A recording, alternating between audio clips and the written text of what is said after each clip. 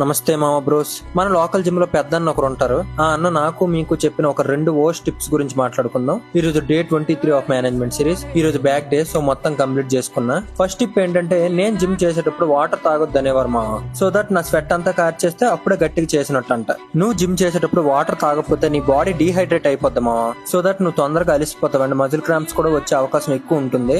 నేను ఇలానే చేసి, అది కూడా మంచి సమ్మర్ లో లిటరల్లీ 3 days సెలైన్ బాటిల్స్ ఎక్కే చాలా డీహైడ్రేట్ అయిపోయా మామ.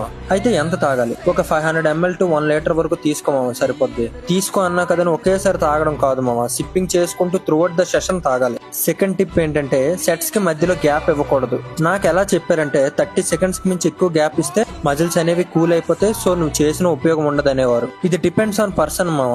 నువ్వు ఒక సెట్ చేసావు, నీ హార్ట్ బీట్ చాలా రేజ్ అయింది, అది మళ్ళీ నార్మల్ స్టేట్ కి రావాలి. సో దట్ నువ్వు నెక్స్ట్ సెట్ కూడా బాగా పెర్ఫార్మ్ చేయగలవు. ఇలా కాకుండా గ్యాప్ ఇవ్వకుండా చేస్తే నువ్వు ఎగ్జాస్ట్ అయిపోయి లాంగ్ టర్మ్ వర్కౌట్ చేయలేవు మామ.